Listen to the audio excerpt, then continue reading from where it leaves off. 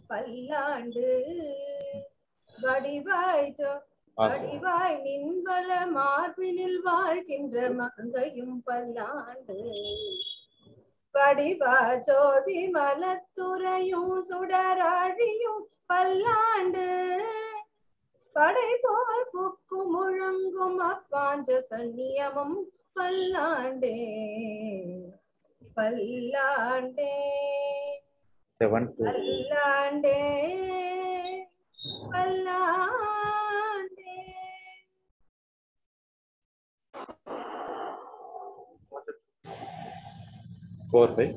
Thank you, madam. Thank you very much for a nice song. It was particularly Periyar was Pallandu. It was fitting to the occasion. Now, the honors of introducing Chitra Madhavan, which is not at all necessary now.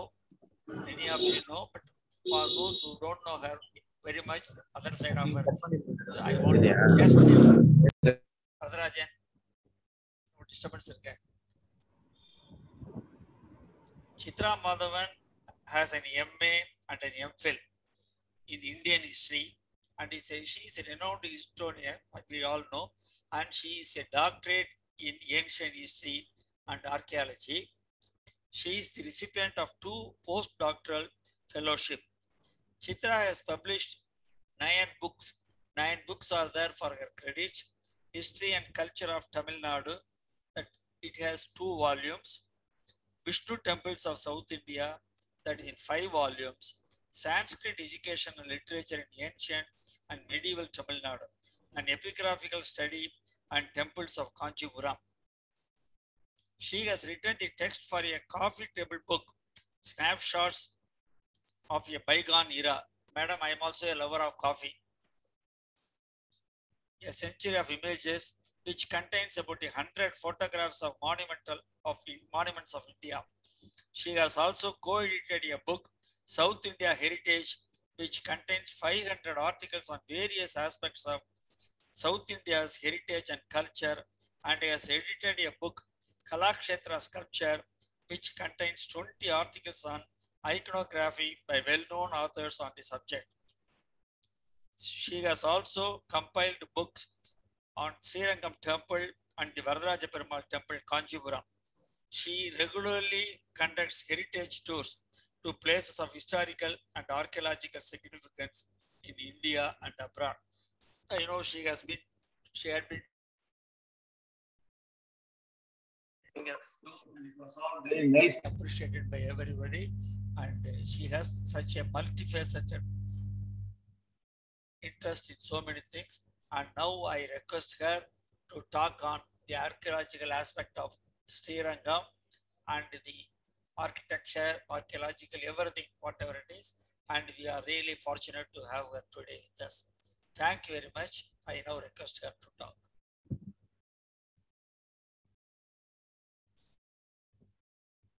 Madam Chitra. My namaskarams to all of you. My very, very grateful thanks to the Department of Vaishnavism for inviting me this evening to deliver a lecture on the Ranganatha Swami Temple in Srirangam. Very grateful to the head of the department, Sri Dayanadi sir, and to Sri T.K. Parthasarathy for all the trouble he has taken to coordinate this program.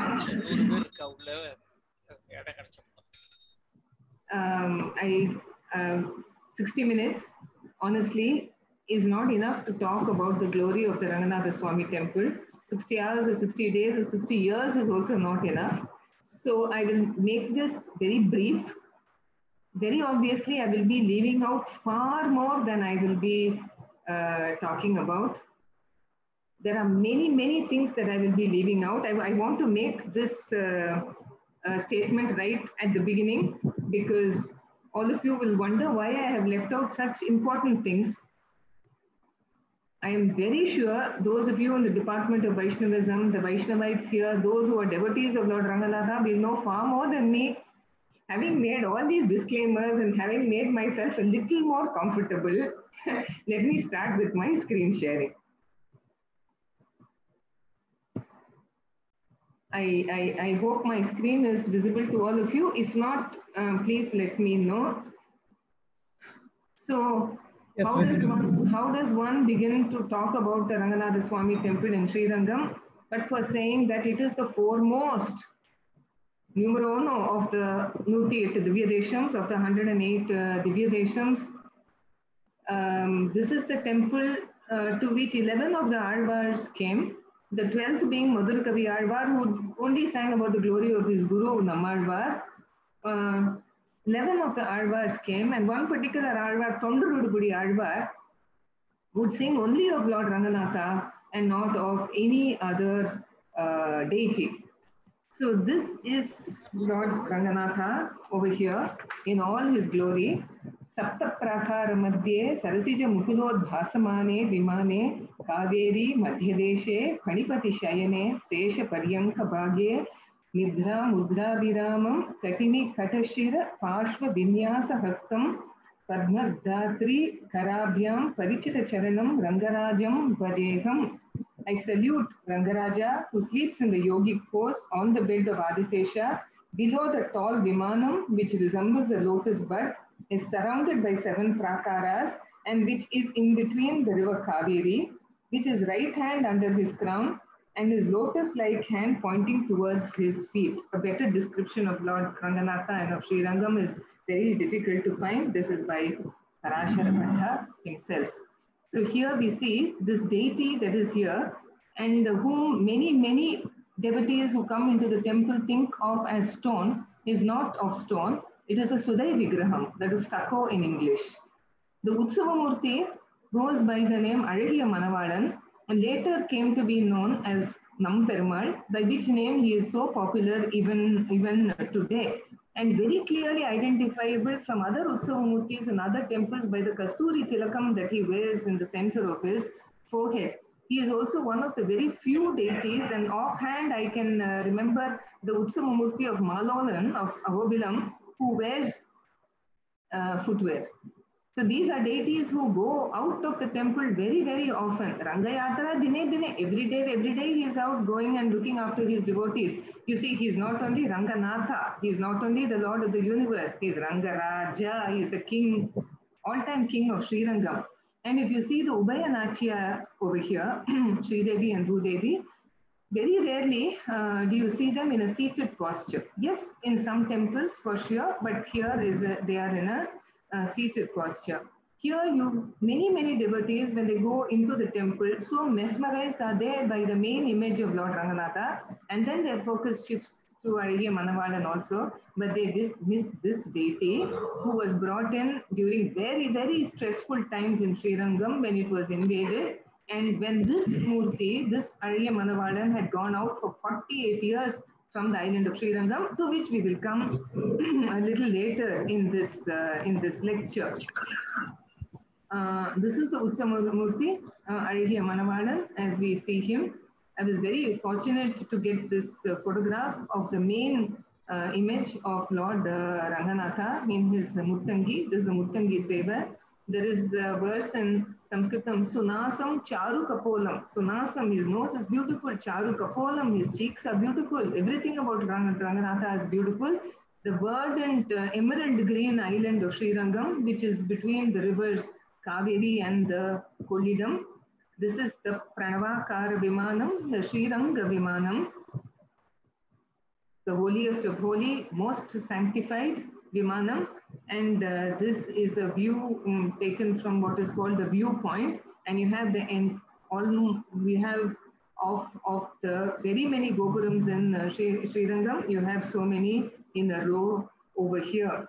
Now the central sanctum of the Srirangam temple, the main Garbhagraham, the principal Garbhagraham, which is beneath the Pranavakara Vimanam, is circular. And not many people know it because the inner prakaram or the Tiruvunnali looks like this. Now, this is a very different, we see square, we see rectangular Vimanams. We also see in many Shiva temples in Tamil Nadu what are called the Gajaprishta Vimanams, that is the back being apsidal or oval in shape. But a round Vimanam like this is a little difficult to see, and you see it over here. Now, this inner prakaram, you see those pillars over there. If you walk around it like that on the ceiling, you will see very, very many paintings. These paintings belong to the 17th century, to the era of the Nayak kings who ruled in Tamil Nadu as governors of the Vijayanagara emperors, and later they became independent also.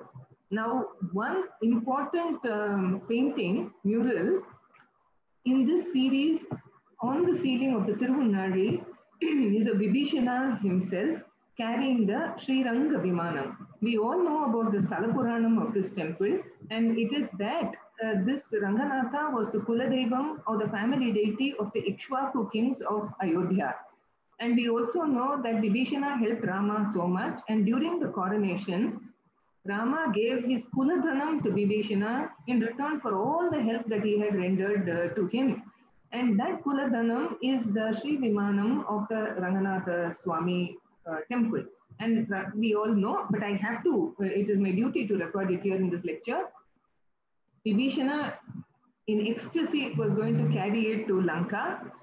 When en route, he stopped in the verdant island of Srirangam and kept the Vimanam down. And when he wanted to go back to Lanka, he tried to lift it, but it would not lift, it would not come. And he heard Ashiriri saying that Ranganatha would like to stay on in this island, but for the sake of Vibhishana, would lie down facing south. So we have this famous verse by Pashuram by Thondarugudi Alvar, Kudadishai Mudiyai Vetu Gunadishai Padam Niti, Badadishai Pindu Kati, Tendishai Ilangai Noki. Very, very few deities face south. The foremost of the Divya Deshams, Ranganatha Swami, the main deity faces south. The entire temple is aligned south. The main Gopuram is also on the south side. This makes it very unique. Now, when we talk about Ranganatha Swami, immediately we have to talk about Ranganayaki Thayar. Her sanctum, which is in the fourth prakaram, in the separate prakaram, is completely like a temple by itself. It's a huge, huge shrine. I'm showing you pictures of this Ranganayaki sanctum. Administrator sir, I don't know why my slides are moving so slowly. Is there any problem here? Okay, never mind.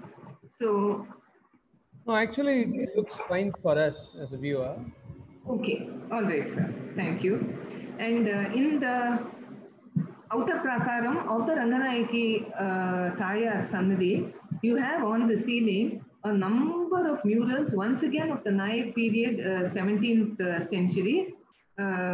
These are in a good condition still, though many paintings in various parts of this temple have disappeared over time, and that's very sad. Now here I am showing you the ground plan of the Ranganatha Swami temple, which I have scanned from an excellent book by a great scholar named V.N. Hari Rao. That book has all the details about the Srirangam temple. And here, at the very epicenter, is the main sanctum of Ranganatha Swami. And then you have the 7 prakaram, Sapta prakara madhye, as we heard in this verse just now. Now, we have sources, literary sources, going back as far as the 2nd century AD, as far as the Ranganatha Swami temple is concerned. Now, there is a book called the Ahana Nuru, which belongs to the Sangam period, 2nd century AD, which talks about Utsavam in the island of Srirangam. So we understand that this Ranganatha Swami temple was there on the island of Srirangam as early as the 2nd century AD, and definitely must have been far older than that. But this is the first clear historical piece of evidence that we are able to get. Now, not for a moment should we think that this temple looked like this at that point of time. It must have been a very small shrine, possibly made of brick or made of wood, supported by metal. And over a long period of time, it has become more and more massive. Contributions by many dynasties. We don't have Pallava period inscriptions over here. We don't have Pallava time structures sculptures over here today. But we do know that the Pallavas ruled over this area. In nearby rock fort in Trichy, the upper rock cut cave temple belongs to the time of Mahendravarman Pallava. And there are some other temples also which are closely connected with the Pallavas in the vicinity. However, in this temple, though that evidence is not there, we can definitely assume that the Pallavas contributed to this temple, as did their contemporaries, the Pandyas, the Cholas did. The Pandyas again came, huge contribution. I'll talk about that later. Vijayanagara rulers saved this temple from when it was nearly gone. Then the Nayaks, their governors, extensive contribution to this temple. The Maratha rulers, various others also from time to time from outside Tamil Nadu, like the Kakatiyas, Hoysalas, they all came and contributed to this temple. Let's not forget people like us. The common man has also contributed. So over time, over a very, very long period of time, maybe 2000 years, this temple has grown into what it is today, culminating in the top part of the Rajagopuram that was built recently. We'll come to that as well. The slide is not. No. So this book is the greatest source for the history of the Srirangam temple. It's the Koil Olugu. Many other temples have the Olugu. You have the Tirumalai Olugu. Varadaraja Perumal temple in Kanchipuram also has an Olugu. However, this book, this Koil Olugu of the Srirangam temple, and it doesn't mention the name Srirangam or Ranganatha because for the Vaishnavite, for the Tamil Vaishnavite, Kovil is Srirangam. That's it. So this is the Koil Olugu. It contains a lot of information over various incidents, various episodes that have taken place in this temple over a very, very long period of time. Now, those who would like to know how we can depend on the information given in the Koil Olugu, there are about 644 approximately inscriptions on the walls, pillars, various places in the Srirangam temple. And we all know that inscriptions are the most authentic evidence, pieces of evidence for history. Now, if we compare the information given in the Koil Olugu with the information given from the inscriptions, we find that they tally to a very, very great degree. In some, the information given by the inscriptions may be more. In some cases, the information given by the Koil Olugu may be more. However, they tally. So the Koil Olugu is a very, very important source. On the pillars, like the mural, on one pillar at least in the Srirangam temple, at least on one pillar, you have the Sthala Puranam of Vibhishana carrying the Ranga Vimanam and coming from Ayodhya. This is a beautiful mural, unfortunately not there today in this temple. There are many inscriptions. As I told you, there are stone inscriptions like these, what you are seeing. There are also copper plate inscriptions, which you can see in the museum of this temple. All of them numbering approximately, as I mentioned, 644, give you a lot of information about this temple, many of the rulers, etc., to which we'll come a little later. The inscriptions of this temple being painstakingly copied by epigraphists. All of them have been, almost all of them have been copied. This is a copper plate of the Vijayanagara dynasty, not from this temple, but for those who may not know about these historical sources, just to show you, not from this temple. How can we, among all the Alvars, the 11 Alvars who came to the Srirangam temple, we need to remember them all, but we remember three mainly in connection with this temple. Andal, who merged with the Lord of Srirangam. Then we have Thirumangai Alvar, of course, who constructed one of the prakarams of this temple, Alinadan Tiruvidi. We also have Tiruppan Alvar, who lived in Urayur across the river Kaveri, who we all know was not allowed access into the temple's premises till the Lord himself beckoned the priest and made him carry him on his shoulders. He just sang a string of verses, Amalanadaviran, and merged with the Lord of Srirangam. You see, there are so many connections between Ranganatha, Rangaraja, and Nataraja. There also, Manikavachikar and Nandanar merged with the Lord. Here also, Andal and Tiruppan Alvar merged with the Lord. We cannot forget Tondradipudi Alvar, whose sole work was to give flowers to the temple, and how the Lord rescued him from the ways into which he had fallen. And no other Lord did he worship. It was only Ranganatha of Srirangam. So we will remember Andad and Tondradipudi Alvar and Tirpan Alvar amongst all the Alvars that have given us all these numerous Pashurams about Srirangam. We move on to the Chola times. The Cholas did great service to this temple of Srirangam. I'm just showing you the emblem of the Cholas. Natha Munigal, we all know him from this verse, Lakshmi Natha Samarambham, Natha Yamuna Madhyamam, Asmaracharya Paryantam, Vande Guru Paramparam. Natha Munigal was the first of the Acharyas of the Sri Vaishnava lineage. And he lived in the Chola times, in all likelihood in the reign of Parantaka Chola the first.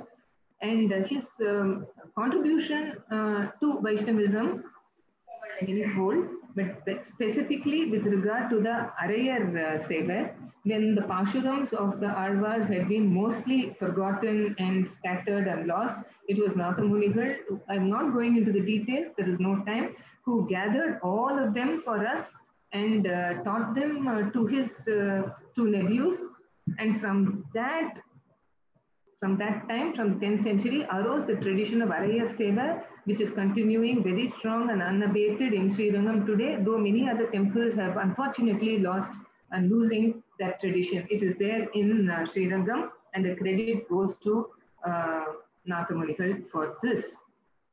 We also go then to the reign of, to the time of Ramanujacharya. We are still in the Chola period. He was born in 1017 in the reign of Rajendra Chola. And because he lived for a very, very long time, he saw the reigns of many Chola kings. He lived through the reign of many Chola kings. And his contribution to Srirangam has been absolutely splendid, never to be forgotten contribution. First of all, it was he who changed the Agama from the Vaikhanasa Agama there to the Pancharatra Agama, which is followed till this day. Reorganization of the temple employees was there, bringing in all sections of the society. He began with an inspection of the storehouse and treasury, made searching inquiries into the routine expenditure involved in the rites claimed by the Archakas and others with regard to the duties in the temples. He appointed a Chola chieftain who was his disciple to inquire into the income of the temple lands. The shrine of Dhanvantari, god of medicine, so popular in this temple today, which had long been neglected, was renovated, and an image of this deity was installed there, taking advantage, it is said, of the slight health. The deity was set back in health. The deity was caused by offering of navel or jambu fruits to the image of Ranganatha. He placed his disciple Garuda Vahana Bhatta in charge of the shrine and arranged for the supply of milk and kashayam to the god every night. And this is a great service that he rendered to this temple. His image is there. His shrine is one of the most visited sannidhis in the temple today. It is said that it is his mortal body that is there in this temple in the main sanctum. There are those who do not agree with this. I'm not getting into any controversy. I'm just placing the facts over here. That this is the shrine of Udayavar, Ramanujacharya, whose Kainkariam to this temple stays unparalleled to this day. His devotee, Puratalvan, we all know what happened. The Chola king who was in Gangaikonda Cholapuram summoned Ramanuja over there. And in his place went Puratalvan, who was blinded. And finally, his eyesight was restored by the grace of Vardaraja Perumal. Of course, Puratalvan did not want to see anybody than the Lord himself. And Puratalvan's son was the great Parashara Bhatta, so closely connected to this temple. There is a shrine for Puratalvan in Kanchipuram, incidentally. In the Chola times, although once again, the date of Kamban is now becoming a bit of an issue, and there are people who would not place Kamban in the Chola period. Nevertheless, it is mostly agreed that Kamban and the other great Tamil poet Ottaputtar were in the Chola period. And it was Kamban who made the Arangetram of the Kambaramayana in this beautiful Mantapa there, which is right between the Ranganayaki Tayar Sannadhi and the shrine of Vedanta Deshika, that other great, immensely great Sri Vaishnava Acharya, preceptor. So that is the Kamban Arangetra Mantapam. The Gopurams of the Sri Rangam temple are exquisitely beautiful. Each Gopuram belongs to a different, not all the Gopurams belong to different periods, but they belong to different eras, different styles of architecture. Over there, you can see the Vella Gopuram, which I will come to very soon. Now, passing from the Chola period, we go to the era of the Pandyas, who overthrew the Cholas in 1279 and became the undisputed masters of the whole of the Tamil country. And that was the time when this beautiful Gopuram was constructed in the 14th century. Vella Gopuram, as you all know, is always painted white. And the reason for that, though this is from a slightly subsequent period of history, but since we are talking about the Vella Gopuram now, I will recount that episode, which is very graphically given in the Koil Oluga. It is known that there were two invasions of the Sri Rangam temple, one in 1310, 1311, and the other in 1323. During the 1323 invasion, which I will describe in some amount of detail a little later, during the 1323 invasion, a governor was placed in charge of this temple and seemed to have lived inside the premises of this temple. And his atrocities were so much that a dasi of this temple, a dancer named Velayammal, decided to put an end to him. And she lured him up this Gopuram and pushed him down from there, and he died. But so overwrought was she by what she had done, she also jumped off this Gopuram and died. And again, there was so much given about her in this temple that her cremation and the cremation of her successors, her descendants also, was done by a fire that is taken from the Madapalli, or the sacred kitchen of this temple. And this temple was forever painted, will be always white, in honor of the great service that she did for the Ranganatha Swami temple in Sri Rangam. That's the Vella Gopuram, the second tallest Gopuram in this temple, and one of the tallest in Tamil Nadu. There is one more, Kaliyugaraman Gopuram, very close to the Vella Gopuram, which is also of the Pandyan period of the 13th century AD. Now, if you walk through this Gopuram and look slightly above, you can very clearly see the Pandyan crest over there. And you can also see this Iruthala Pakshi, Gandaberunda over here. Now, according to scholars, this Gopuram was definitely constructed in the Pandyan period, but the Hoysala rulers from the Karnataka area who came to rule over this region, Trichy, Sri Rangam, etc., and whose contribution to the Sri Rangam temple is immense. I'll come to that again a little later. Also contributed to this Gopuram, and this Iruthala Pakshi sculpture is from the Hoysala times. There it is. We just have to look here and there, and we'll find lots of interesting things in Sri Rangam. This is the insignia, the crest, the emblem of the Pandyan dynasty over here in the Kaliyugaraman Gopuram. And this is the crest of the Hoysala rulers that you will find in their temples. Now, the Hoysala rulers at one point of time occupied the northern part of Tamil Nadu, and the Samayapuram of today, which was originally called Somanathapuram, was their capital over here, or at least one of their main headquarters. And to the Sri Rangam temple, they contributed many things which are in the form of inscriptions. The Hoysala queen's contributions was also immense, and they are said to have built this Venugopala Swami Sannadhi over here. Though again, I would like to say there are some scholars who will attribute this Venugopala Swami Sannadhi to a later date, to the Nayak period, but I think most are agreed that it belongs to the Hoysala times.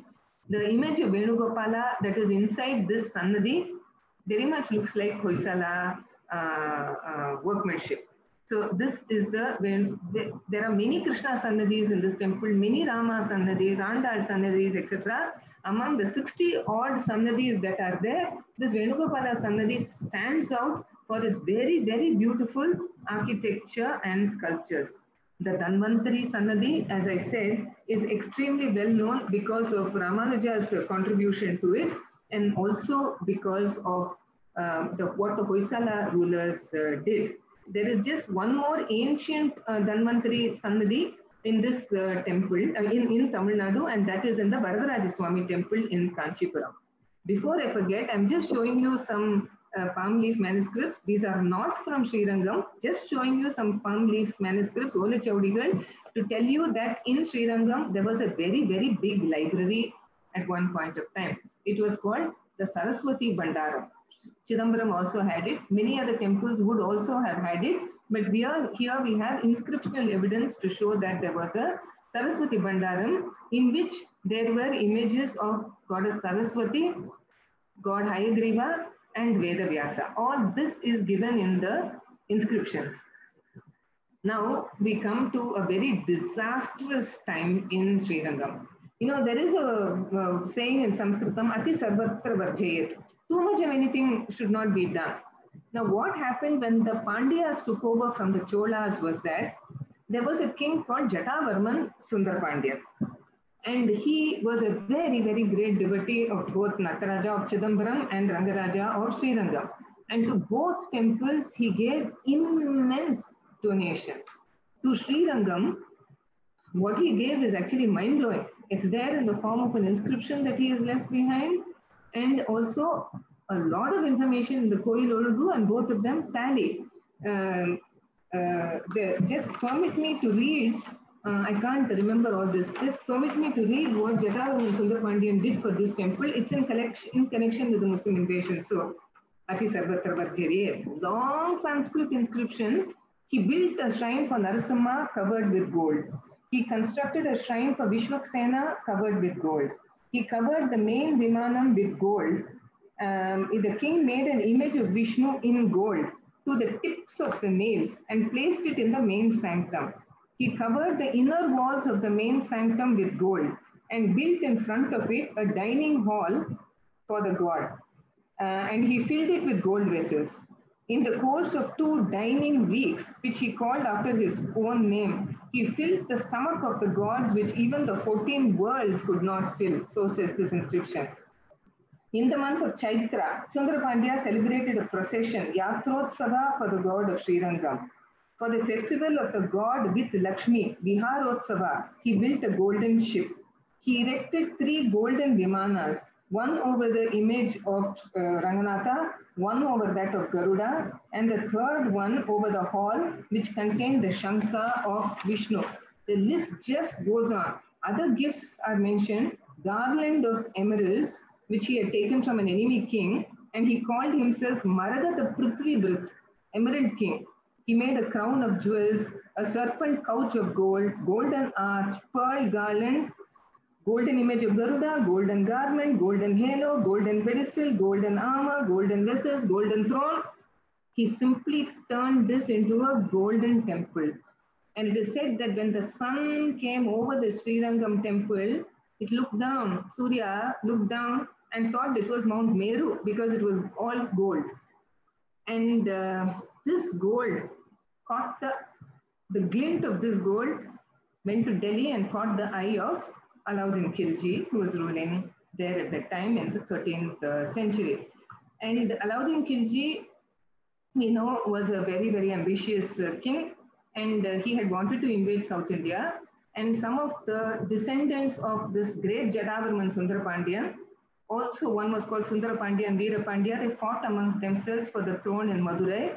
And Sundara Pandya, not being able to match up to his brother Veera Pandya, asked for help from Alauddin Khilji. Alauddin Khilji was only very eager to help, very eager, and he sent his army general, Malik Kafur, very well-known name in history, a brilliant army general all the way from Delhi. Malik Kafur came plundering many a kingdom on his way and plundered Srirangam also. And this was in the years 1310, 1311.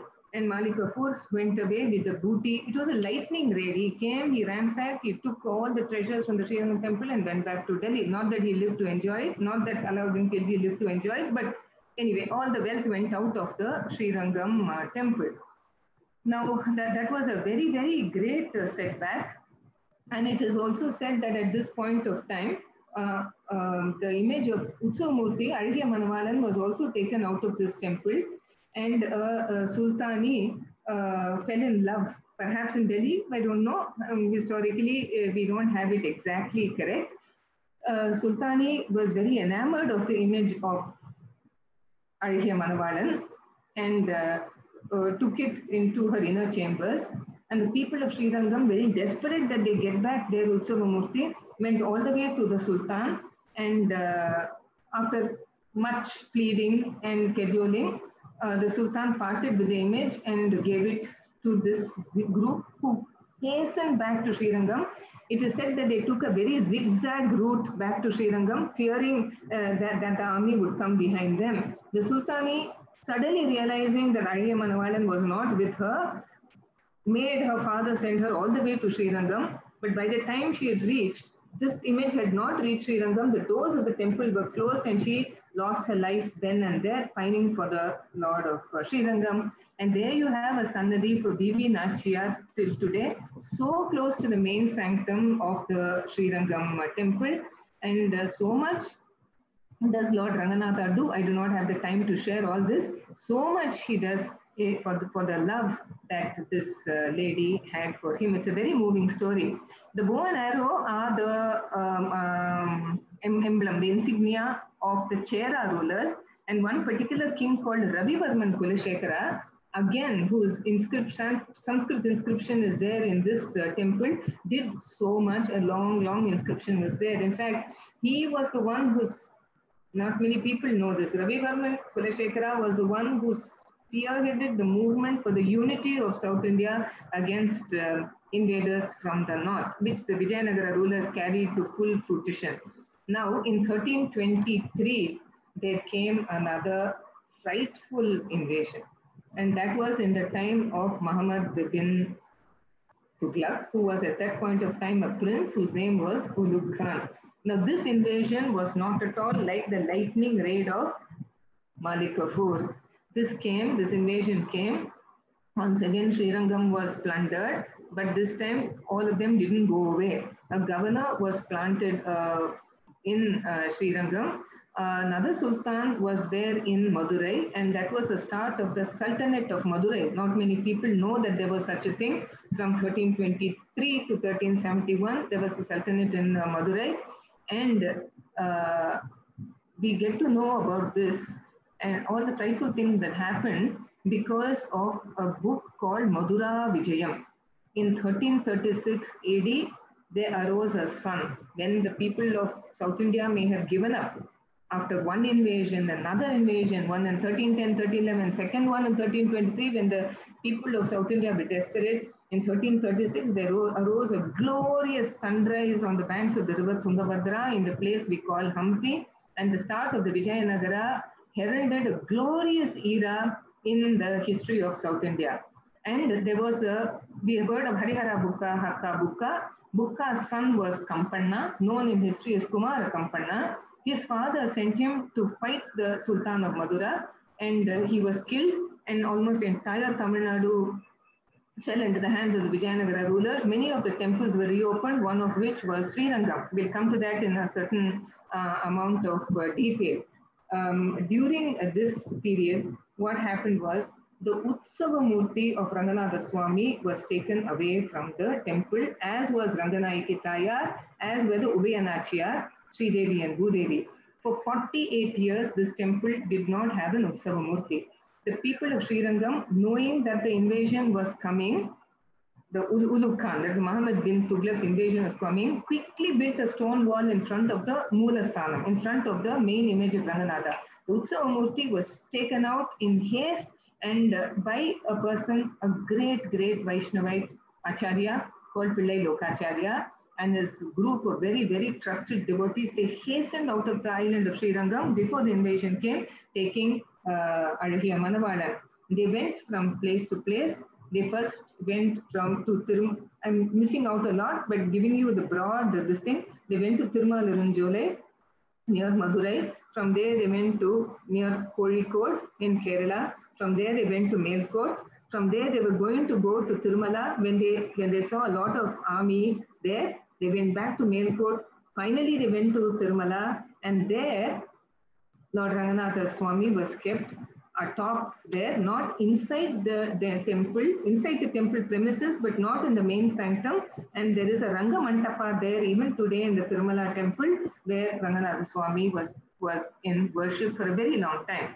But a lot of details about what happened is there from this book called Madura Vijayam, also called Kamparaya Charitram, which was written by a great scholar princess named Ganga Devi, who was the wife of Kumara Kampanna, son of Bukka, who freed Tamil Nadu from the Madurai Sultans. And this is Hampi. That's the glorious sunrise that happened in 1336.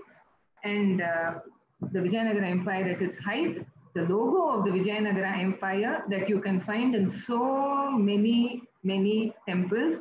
Now, finally, what happened was, this is a place, Singavaram. Not many people have heard about it. It's very close to Senji or Jinji. Now, there was a person called Gopanna.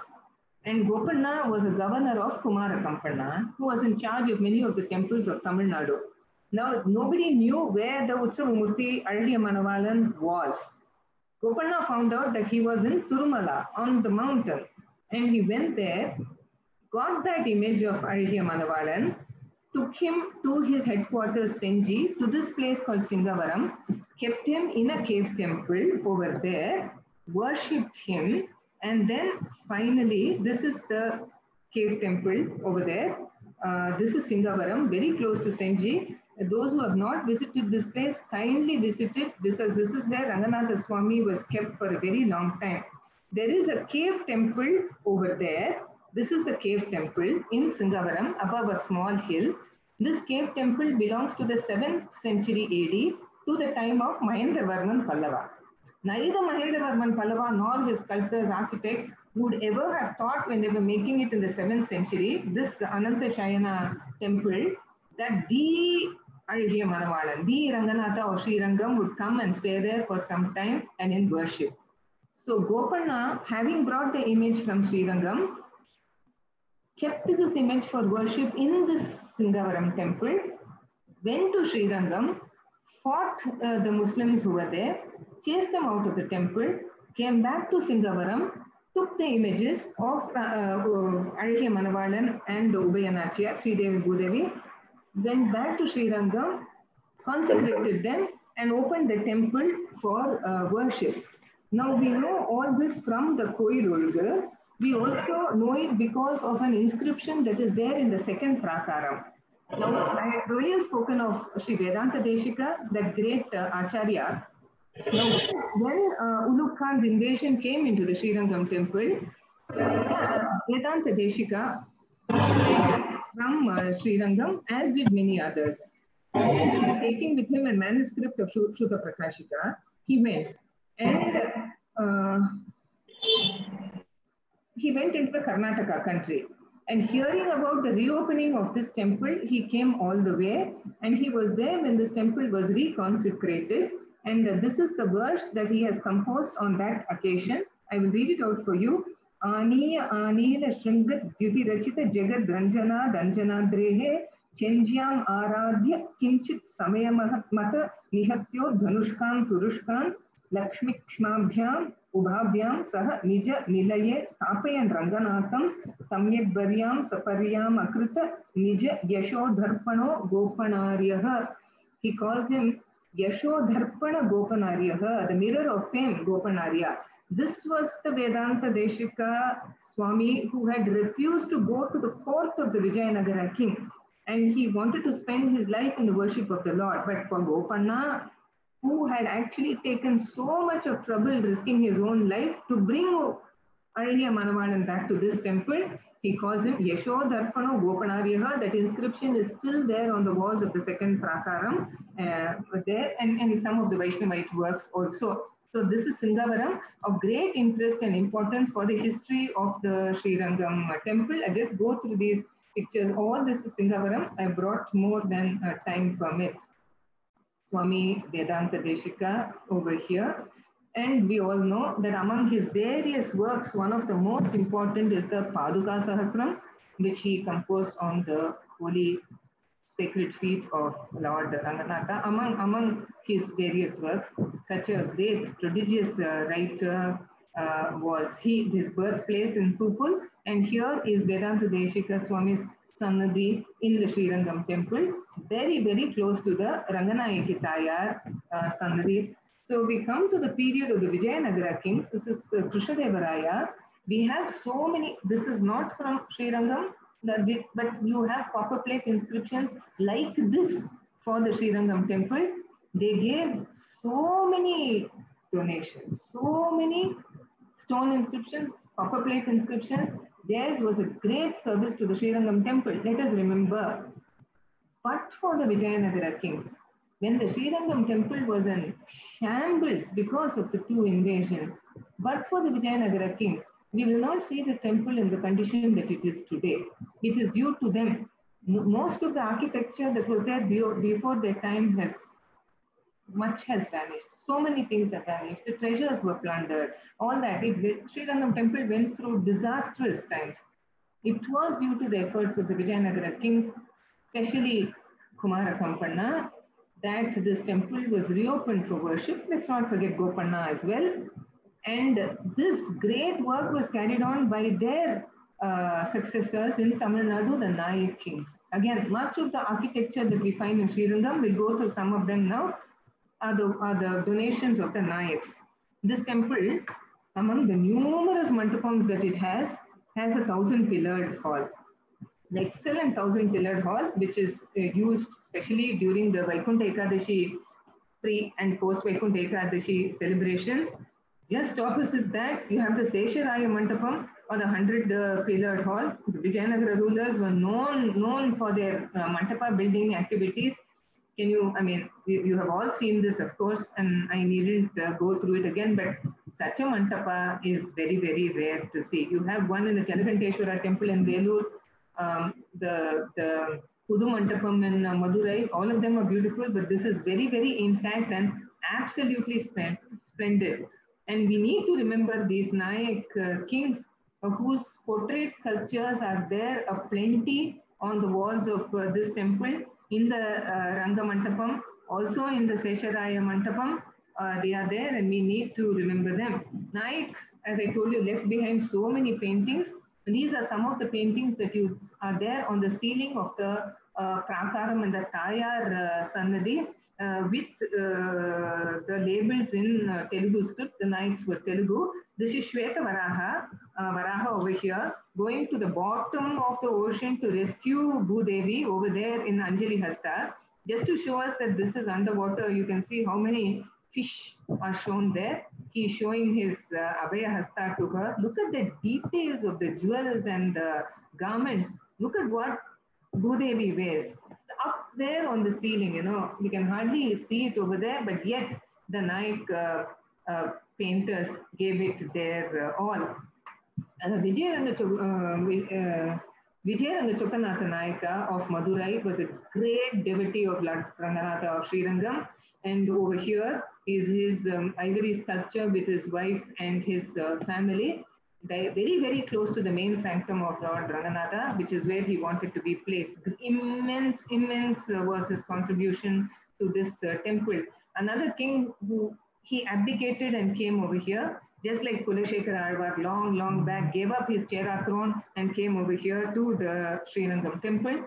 Tirumalai Nayak contributions are also there. This is how the Gopuram, the southernmost Gopuram, looked.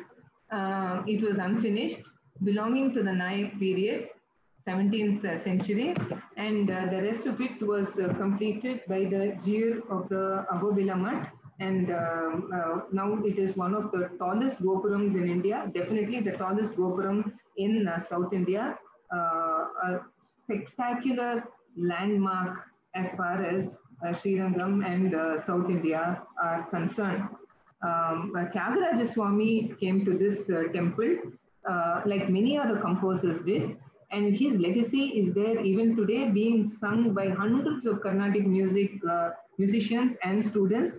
He composed the Sriranga Pancharatnam, 5 beautiful gems on the Lord of Srirangam, O Rangashayi in Kambodi Ragam, Rajavidala Todi, Jutamurare Arabi, Karunajuda Saranga, and Vinaradana in Devagandhari. And it is said that O Rangashayi was composed by him in Ekantam inside the main sanctum.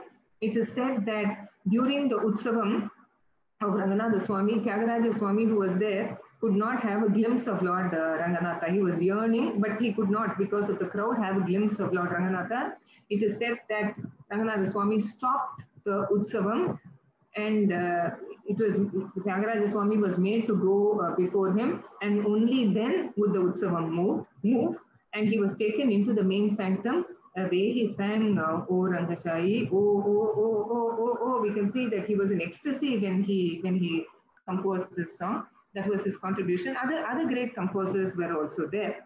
The southernmost Gopuram, which we cannot miss seeing, and from which top there is a absolutely splendid view. The construction, pardon me if I am wrong, was finished in 1987 by the Jir of the Ahobila Matam, and this was immense work. How the kings of yore did it, we do not know. The immense amount of work was needed, immense amount of funds were needed for the construction of this Gopuram, the temple chariot. This is in Srirangam, where you have the old and the new together, where everything comes together, where you have the Pashurams of the Alvars, the many stotrams by many people. As I said, every dynasty has contributed to it. Dynasties from Tamil Nadu, dynasties from outside of Tamil Nadu, common people like us, 644 odd inscriptions giving you entire history of this temple. We have the Koyal Olugu, we have the Madura Vijayam, in which Ganga Devi, I forgot to add this, just permit me to add it and I'll conclude in a few minutes. Ganga Devi says, the author of Madura Vijayam, the wife of Kumara Kampana, she says, Srirangam was in such a bad condition after the invasion that the roof, the Vimanam, was almost collapsing. It was just falling down in pieces. And Adisesha had to bend his hoods on the face of Ranganatha to prevent the debris from falling on him. Such was the condition of the Srirangam temple, and we indeed have to be grateful to the Vijayanagara rulers for having, saved it from complete destruction and for what we have today. And of course, I left out that little bit. There's so much to say and so little time to say this in. Azhagiya Manavalan is the name of the Utsavamurti. How he came to be called Namperumal is that during the crisis period of 48 years when the Utsavamurti was outside the Srirangam temple, another Utsavamurti was secretly made and kept inside the main sanctum. That is the one I showed you in the corner. He is still there. Now, when Azhagiya Manavalan was brought back by Gopanna, the people of Srirangam, who had by then crossed 1 or 2 generations, had no memory of that old Utsavamurti. And so a blind washerman who had actually been washing the clothes of Azhagiya Manavalan was called. And both the Utsavamurtis were, Thirumanjanam, Abhishekam was done to both the Utsavamurtis, and the cloth was squeezed by him. And he immediately recognized the one that was worn by the original Utsavamurti. And he said to exclaim, Nam Perumal, this is our Perumal. And that's how the original Utsavamurti again came to be worshipped in the Srirangam temple. Unfortunately, many people who go into the temple today do not know all that history that has happened. Hardly do they know that we have 2000 years of somewhat accurate historical sources.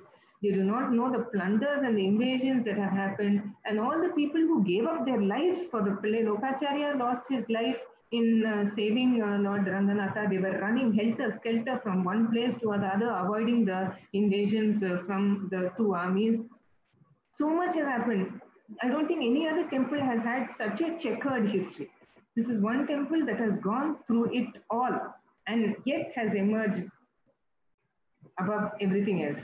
That is our Sri Rangam temple. So when we go inside, if we could only remember the contributions and the sacrifices that have been done by our ancestors over many centuries, and how they have struggled to save this temple for us and to hand it to us in such a wonderful state, I think our entire conception of this temple, everything for us will be very different when we step foot inside that South Gopuram and go inside.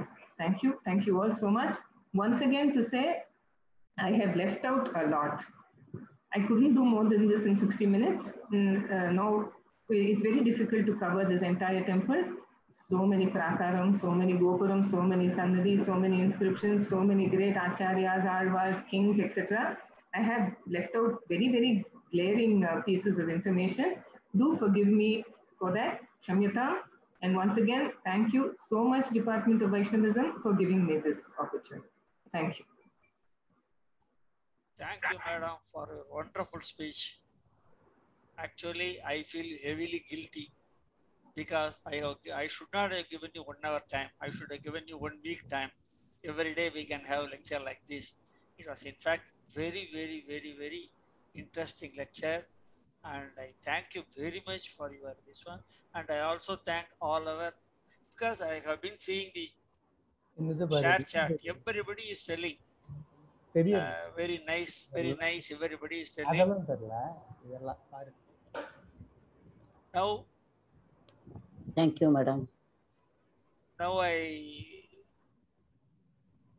Thank you so much. It's so nice. Madam, can we have 5 minutes of discussion or 10 minutes of discussion so that people can? Perfectly all right. Huh? Perfectly all right. I'll be very happy to. Okay. Now it's time for us to discuss anything. Be brief, just important questions you ask her. Whatever your questions or whatever is your clarifications, you can always go to the scholar. There is one question on the chat which I try to read so that it is about the one sec. I'm getting there. I think there has been so many chat messages. Very many. Yeah, thanking you so much, and hence I'm still. Yeah, it is. Yeah, one sec. Yeah, the question is, thanks a lot for a beautiful lecture again with a wonderful supporting thing. Limited colors being seen used in murals, is it because of limited knowledge about colors or material? This is one question that has come. Okay, I'll answer this first. I'll try to make it very brief so that we can take other questions as well. So you see, these are all organic paint, vegetable and mineral paint. And they prominently used ochre, red ochre, green, blue, black, white, etc. I think now these are all the colors that you have in traditional painting in India. And even in a traditional fabric like kalamkari, etc. These are the traditional colors. I think because now we are used to seeing certain pinks and greens and oranges that are not part of our culture at all, we are not able to understand exactly how muted, beautiful, subtle shades look. So today, all of that has gone for a toss. We are not even making an effort to preserve our old murals. Only in some places it is being done. So all these garish chemical colors have come into being, and that's very sad. Not that they didn't know. These are the colors that you can primarily get from organic material, and that is what they use. Imagine the process of getting all this from organic material and then making these brushes, again organic, possibly squirrel fur was used. Imagine painting it on the ceiling. All those murals that I've been showing you are on the ceiling. They were lying on their backs on scaffolding and doing that and writing those legends underneath for us to understand what those paintings are. Such was the great effort done by the artists of the past. Yeah. Thank you very much. And I'm not reading out the name, I'm just reading out the question in the chat. And, Doctor, with the due respect, the first mural you showed looked like it was Garuda carrying the Pranavakara Vimana. What is the story behind that? Only Vibhishana carried the Pranavakara Vimana to the best of my knowledge. He carried it all the way from Ayodhya to Srirangam. One more question. I might have missed it, but when was Kovil Olugu written? The Koil Olugu is a compilation through the ages. Through ages. It's a compilation. Olugu is like a register. It's a compilation. So from time to time to time, the history of the Srirangam temple has been recorded. That's what it is. Like you can't put a date on it. Thank you very much. One gentleman has written, Madam, would love to go to Srirangam tour with you whenever pandemic ends. I think you can arrange a tour. Yeah, one more question. When you say the temple is mentioned in 2nd century AD, was it the Anantasayana idol or the Utsava Murti that is present there? Question, neither. Only the Utsavam is mentioned. The Panguni Utsavam is mentioned, and therefore it is assumed that it is of the Srirangam temple. Yeah, on the chat, whatever question was given, okay, one more just has come. Was there any influence of all kings who invaded the Srirangam temple other than Hoysalas? Please come again. Was there any influence of all kings who invaded, I mean, what he wants to ask is, of the kings who invaded Srirangam temple, is there any influence of that? Other than Hoysala. Other than the two invasions by Alauddin Khilji's army and Muhammad bin Tughlaq's army, I would not call it invasion at all. The Hoysalas did not invade the temple. They invaded the Tamil country and they settled down over here. They didn't invade the temple. In fact, they contributed wholeheartedly to the temple.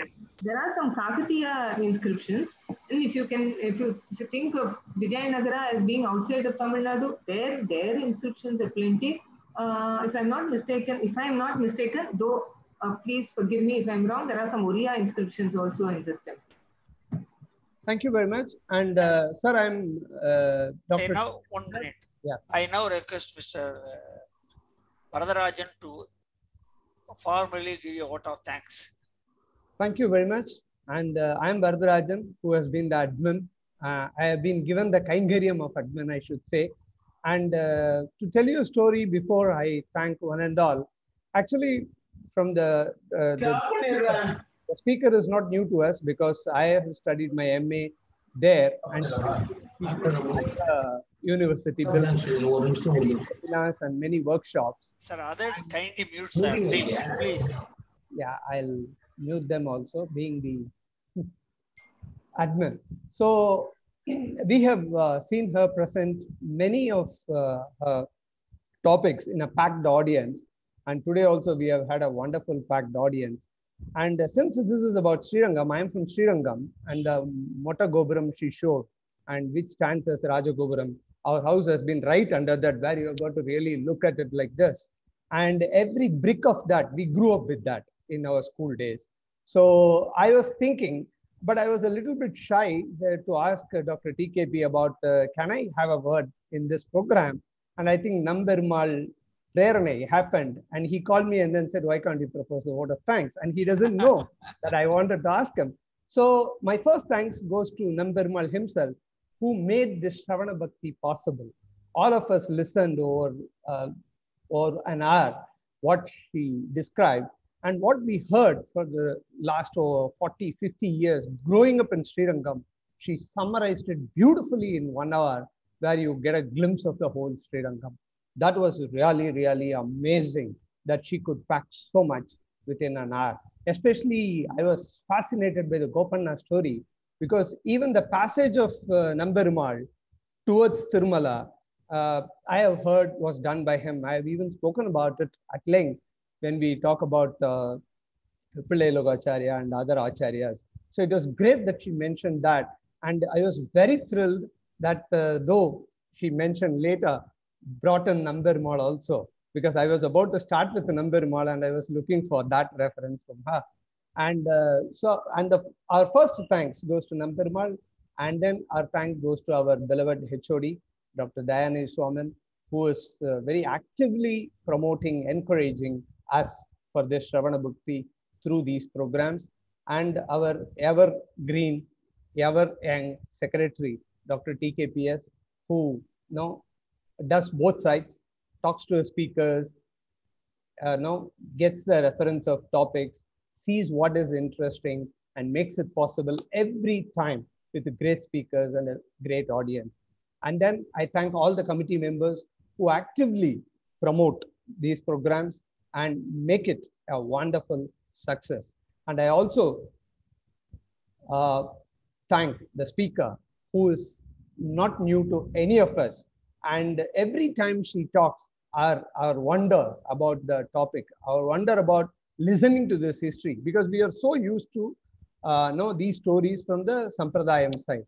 And it is always wonderful to listen to the historian whose writings we see everywhere in papers, in books, and addressing, coming to the department and catering to the specific bhaktas in a very wonderful way.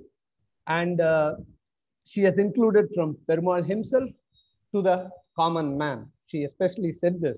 So for Ranga, everyone is a bhakta, be it the invader, be it the person who built his temple. So everybody, see, all-encompassing God is like not all-encompassing living God, not only in philosophy, not only in history.